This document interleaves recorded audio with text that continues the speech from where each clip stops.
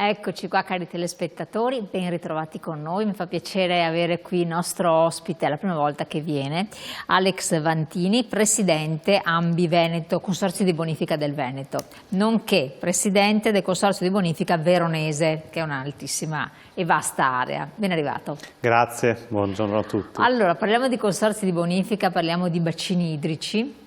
Parliamo di situazioni anche, c'è acqua, non c'è acqua, che interessano non solo l'agricoltura ma anche i privati cittadini. Dal punto di vista del meteo, come è andata questa stagione estiva e come si sta presentando quella autunnale? A parte abbiamo visto delle situazioni un po' a macchia di leopardo in Veneto, no? Però che valutazioni date? Io direi che è stata una stagione buona, abbiamo iniziato con un giugno molto caldo sopra quelle che erano le medie stagionali, penso ce lo ricordiamo tutti, nel quale non posso nascondere che anche i consorzi di bonifica in qualche caso sono andati un pochino in stress nel garantire quello che è appunto il servizio dell'irrigazione. E poi in fin dei conti l'estate è stata abbastanza piovosa, in alcuni mesi ci sono state anche appunto delle medie di precipitazione molto più alte di quello che è normalmente la norma, e quindi di conseguenza diciamo che il problema più che la siccità quest'anno è stata anche gestire alcune situazioni appunto di precipitazioni molto abbondanti, con punte anche di 200 mm di acqua, di pioggia, e in quel caso appunto abbiamo dovuto utilizzare la nostra rete per cercare di allontanare l'acqua il prima possibile. Ecco, spieghiamo per i non addetti ai lavori, che cosa fa in questi casi, in caso di poca acqua o tanta acqua, i consorzi di bonifica? I consorzi di bonifica gestiscono quella che è sul territorio tutta la rete secondaria, diciamo così, che garantisce da una parte l'irrigazione per le nostre aziende agricole e quindi per la produzione agricola di tutto il Veneto, e dall'altra appunto l'allontanamento dell'acqua, la vera e propria bonifica, che sembra un termine così rilegato al passato, in realtà è un termine ancora molto attuale, perché il nostro Veneto per gran parte del territorio è sotto il livello del mare, parliamo di circa 240.000 ettari, quindi quasi un'intera provincia che è sotto il livello del mare, e quindi quelle terre, quei territori non sarebbero abitati, insediati anche dalle attività produttive, se non ci fosse appunto un lavoro costante e continuo dei consorzi con le proprie idrovole per cercare di mantenerlo appunto proprio all'asciutto. Il Veneto è un territorio molto delicato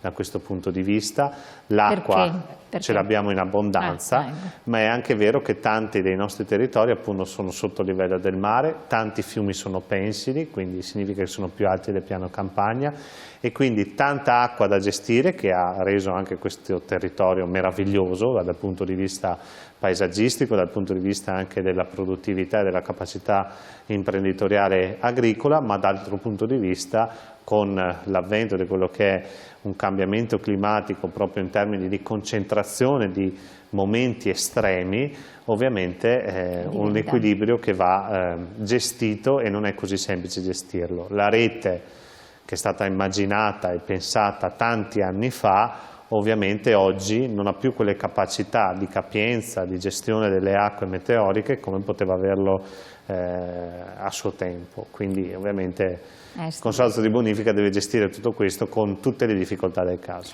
Lei ha detto fiumi pensili, questo è molto interessante, però aiuta anche a capire certi meccanismi, certi fenomeni che si verificano anche periodicamente.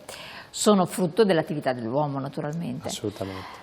Tengono conto dell'urbanizzazione che c'è stata e che continua ad esserci, perché si diceva il consumo del suolo zero, in realtà poi stiamo vedendo che continua ad esserci. Questo è un tema importante, nel senso che c'è stato un continuo consumo di suolo nel tempo. Consumo del suolo significa poi impermeabilizzazione di quello che è il terreno e meno capacità appunto di ricevere poi l'acqua meteorica, che si riversa per ovvi motivi poi nei canali di scolo, così come nei corsi d'acqua superficiali, ed è proprio questo uno dei motivi, vicino a quello che è appunto la concentrazione delle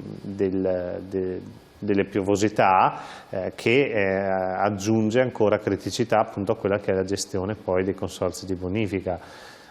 sono necessari grandi investimenti da questo punto di vista.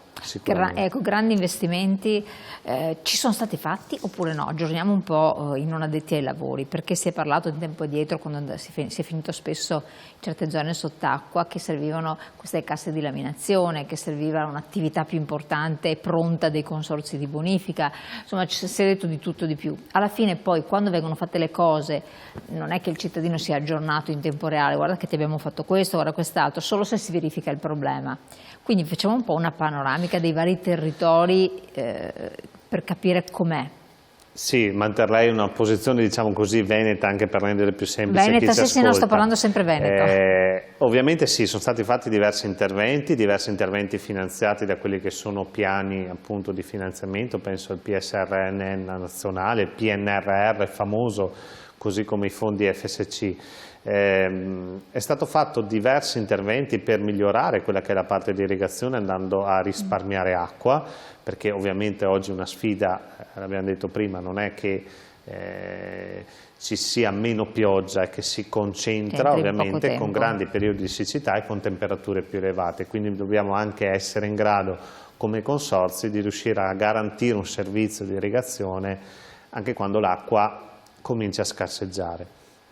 E quindi sono stati fatti tanti interventi per migliorare la rete, passando da sistemi a scorrimento a sistemi in pressione, dove ovviamente lo si poteva fare. Sono stati fatti grandi interventi per cercare di minimizzare le perdite, quindi anche rifacimento di canali, di strutture. Parliamo di interventi importanti, perché negli ultimi 10 anni sono stati investiti appunto circa 500 milioni di euro, grazie proprio alla capacità dei consorzi di bonifica del Veneto di progettare e poi riuscire a intercettare finanziamenti, perché tutto questo sono opere che vengono fatte con finanziamenti pubblici, non con la normale contribuenza da parte degli utenti. Quindi la Regione no, lo Stato? Qualcosina da parte della Regione, ma per lo più sono fondi, finanziamenti statali che arrivano poi dalla Comunità Europea, per esempio il PNRR famoso ultimo che sappiamo, anche quello è stato un bacino importante il quale il sistema dei consorzi di bonifica ha potuto utilizzare. Ovviamente tanti altri interventi sono stati fatti per la difesa del suolo, quindi una parte di irrigazione ma anche per la difesa del suolo, che è importantissima, ed è proprio su questo secondo me che dovremo concentrarci da qui ai prossimi anni, nel senso che servono dei finanziamenti ingenti per la parte di difesa del suolo, perché come abbiamo detto prima il territorio è molto fragile da questo punto di vista, il territorio veneto, e quindi dobbiamo investire per dare più capacità alla nostra rete, investire in quelli che sono degli invasi. Abbiamo parlato di bacini, ma è importantissimo parlare di invasi per andare a raccogliere l'acqua quando ce n'è troppa e magari poterla utilizzare anche quando la situazione è più scarsa. Noi abbiamo un dato purtroppo come sistema paese Italia negativo, che è quello appunto della capacità di trattenere l'acqua. La media diciamo, dei paesi europei è intorno al 20%, alcuni paesi riescono a trattenere fino al 40%, l'Italia l'11% dell'acqua che scende dal cielo. E il Veneto il 4%, quindi ci abbassiamo ancora di più. Aiuto. Questo perché? Semplicemente per il fatto che noi siamo abituati ad averne in quantità di acqua. Abbiamo un sistema di catene montuose, di ghiacciai, che ci ha sempre permesso e sempre dato la possibilità e garantito, è sempre stato generoso, la presenza dell'acqua. Ecco, cioè facciamo un po', lei ha citato altri paesi, Francia, quei paesi che appunto trattengono di più, anche 40%, ma perché? Perché hanno degli invasi, cosa fanno? Perché penso un periodo magari dove quando non piove, tanti dicono sì, ma nell'invaso l'acqua sparisce rapidamente. Semplicemente perché nel tempo la politica ha pensato ovviamente a cercare di trattenere l'acqua, perché serve in prima per l'uomo e poi per tutti i processi produttivi, l'agricoltura, ma non solo, perché con l'acqua poi l'acqua quindi serve bisognava anche creare dei bacini artificiali, dei laghi artificiali. Dei bacini, così come dei grandi invasi, le cosiddette dighe. Noi purtroppo in Italia, dopo il disastro della diga del Vajont, difficilmente si torna a parlare di dighe, però avremo un territorio che alcune riuscirebbe a utilizzarle e a fare degli investimenti importanti che riuscirebbero a garantire l'acqua. Però al di là delle dighe, che restano sempre un po' complesse da realizzare, noi crediamo che anche un sistema diffuso di invasi infatti. possa dare una risposta, casse di laminazione, invasi, possa dare una risposta sia ai momenti appunto di eccesso di presenza d'acqua, ma anche ai momenti di scarsità. Oltre a rendere anche l'invaso gradevole, diciamo così, ai fini turistici, quindi può essere veramente un'attività sì, bisogna immaginarlo esatto, nel modo migliore possibile, anche come assetto in qualche modo compatibile con l'ambiente, che sia una zona appunto ci vocazione turistica o meno, però in qualche modo accettabile alle popolazioni locali. Lei ha citato gli cambiamenti climatici, è un dato di fatto ormai acquisito, non è che necessariamente si noti il cambiamento, ma le precipitazioni o la siccità sono concentrati in modo molto importante e significativo. Quest'estate è stata nella media? Sì, come dicevo, quest'estate è stata nella media, c'è stata più piovosità nei mesi di luglio e agosto, superiore alla media, in alcuni casi anche del 50%. Quello che stiamo assistendo, così lo possono capire tutti, e cerco di spiegarlo nel più semplice appunto modo possibile. Quando parliamo di cambiamento climatico, noi non stiamo dicendo che non piove più, perché in realtà la piovosità annua, bene o male, si mantiene nella media. Quello che sta cambiando sono le temperature.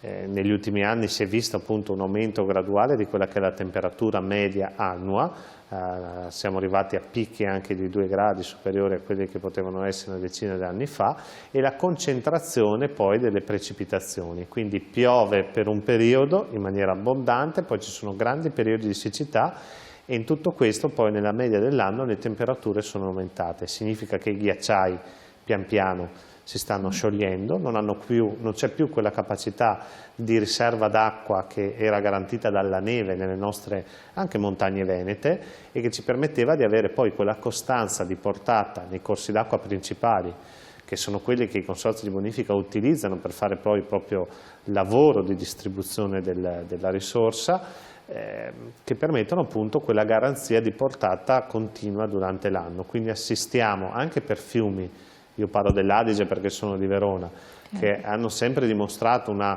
continuità di portata, nel senso che variava ma c'era sempre una bella portata, un atteggiamento più torrenziale, cioè quindi assistiamo effettivamente a bruschi cali di portata, proprio perché la presenza della neve in montagna non è più totale durante l'anno o durante l'estate, ma purtroppo nei primi mesi della primavera si scioglie, e poi durante l'estate ovviamente quindi il fiume va in difficoltà. Ecco, però diceva appunto l'innalzamento delle temperature, è la media che conta, perché sto pensando, guardando anche poi quando ti arrivano le previsioni meteo, quest'anno non siamo stati così graziati da una bella temperatura, perché l'inverno è arrivato a maggio, fino a maggio, adesso siamo di nuovo in inverno, è innegabile, abbiamo un'estate brevissima, saranno temperature elevate, ma neanche luglio e agosto siamo stati graziati, e questo abbiamo visto il turismo marittimo che non è andato tanto bene, per cui non abbiamo delle stagioni lunghissime calde, no, cioè almeno qua da noi. Sì, noi dobbiamo guardare la media chiaramente, ma penso che ci rendiamo tutti conto che in inverno non nevica più come 10 anni fa, insomma le nostre montagne sono andate in sofferenza nelle ultime stagioni in maniera abbastanza evidente, cioè in alcune situazioni hanno addirittura tolto gli impianti sciistici, perché c'è anche poi quel tema lì.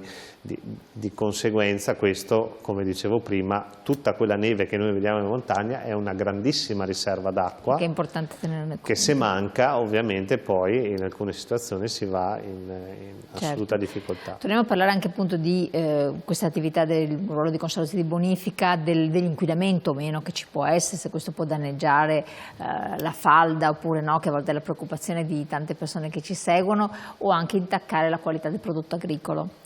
Tra poco, dopo la pubblicità.